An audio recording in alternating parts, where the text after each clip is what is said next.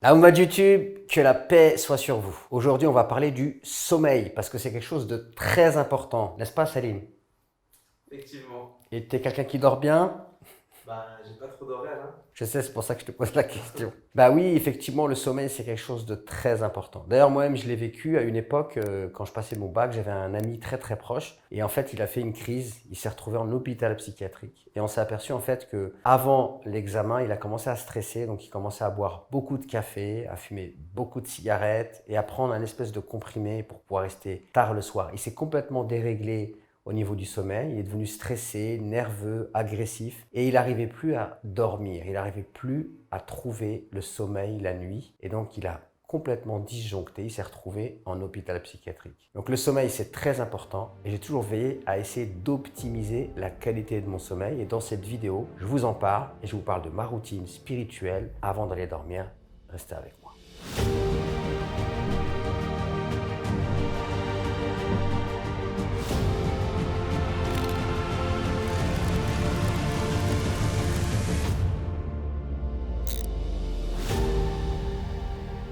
Donc comme je vous l'ai dit, pour moi, le sommeil, c'est quelque chose de très très très important. D'ailleurs, pour moi, c'est difficile de me réveiller pour la prière du Fajr si je commence à accumuler un certain nombre de nuits sans avoir une qualité de sommeil. Donc comme j'ai pas envie de rater la prière du Fajr, bah pour moi, ne pas rater la prière du Fajr, ça commence par optimiser la qualité de mon sommeil. La nuit, le cerveau, qu'est-ce qu'il fait? Bah, il se nettoie.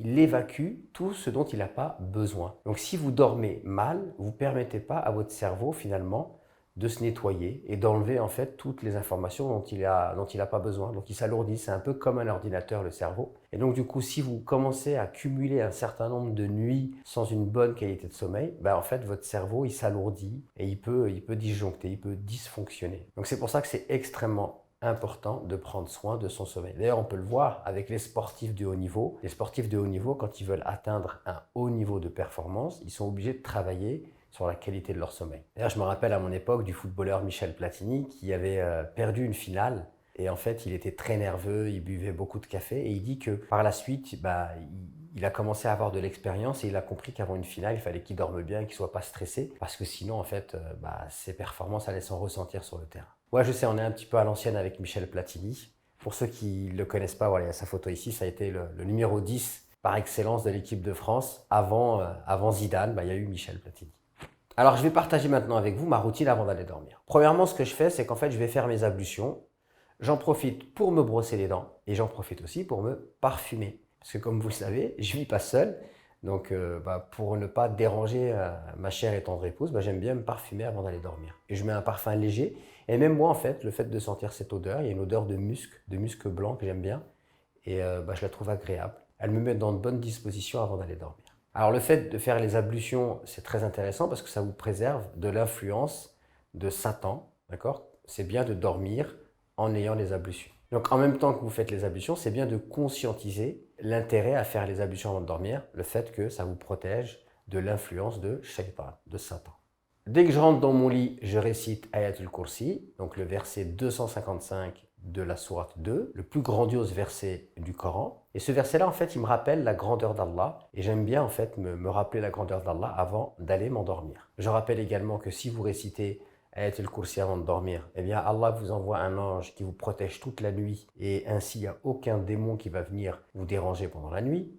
Une fois que j'ai récité Ayatul Kursi, bah, je me rappelle que dormir, c'est expérimenter quelque part la mort. Lorsque vous dormez, votre âme ne reste pas avec vous. Elle va dans un endroit qu'on appelle El Barzakh, là où il y a l'âme des morts. C'est pour ça qu'en fait, quand vous faites un rêve et que vous rêvez d'une personne qui est décédée et que vous avez une discussion avec elle, c'est tout à fait probable. Et d'ailleurs, l'imam Ibn al-Qayyim nous dit dans Kitab al-Ruh que c'est parce que vous avez rencontré cette personne dans la dimension du Barzakh, là où il y a les âmes des morts. Donc moi j'aime bien avant de dormir me rappeler cela, après m'être rappelé la grandeur d'Allah subhanahu wa ta'ala, je me rappelle que dormir c'est expérimenter quelque part la mort. Et donc je me rappelle que c'est pas sûr que je vais me réveiller. Comme je suis pas sûr de me réveiller, qu'est-ce que je fais? Je fais le bilan de ma journée.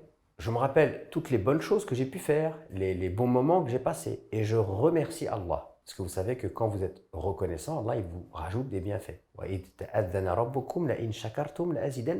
votre Seigneur a décrété, si vous êtes reconnaissant, alors certainement j'augmenterai sur vous mes bienfaits. Ensuite, je me rappelle toutes les mauvaises choses que j'ai pu faire, les choses que j'ai ratées, qui m'ont frustré, qui m'ont déplu. Et là, je demande pardon à Allah subhanahu wa ta'ala. Je fais mon repentir et je dis, si Allah me permet de me réveiller demain, alors j'essaierai de faire de mon mieux et j'essaierai de me corriger, de me réformer. Comme ça, je reste dans quelque chose de très positif. Parce que ceux qui me connaissent savent que pour moi, la positive attitude, c'est extrêmement important. Ensuite, ce que je fais, c'est que je prends le temps de bien respirer. Il m'arrive même, à ce moment-là, de faire de la cohérence cardiaque. Dans la cohérence cardiaque, il y a plusieurs rythmes. Je pars d'un rythme normal et je vais à un rythme bas. Par exemple, je pars de 5 cycles par minute pour aller vers 3,5 cycles par minute. Donc, c'est très, très lent. Et donc, le fait de faire cet exercice de respiration, ça me propulse de manière très intense vers le sommeil. Je sens en fait le sommeil m'envahir. Et là, généralement, en fait, je prends le temps de respirer, j'essaie de sentir tout mon corps et de méditer, de me sentir bien et je prononce le nom d'Allah. Mon seul dhikr avant de dormir, c'est La ilaha illallah, La ilaha illallah. Pourquoi? Bien parce qu'il est dit dans un hadith authentique que celui qui meurt et qui a pour dernière parole La ilaha illallah rentre au paradis. Et comme lorsque je dors, je ne suis pas sûr de me réveiller, eh bien, qu'est-ce que je dis? Je prononce ce dhikr.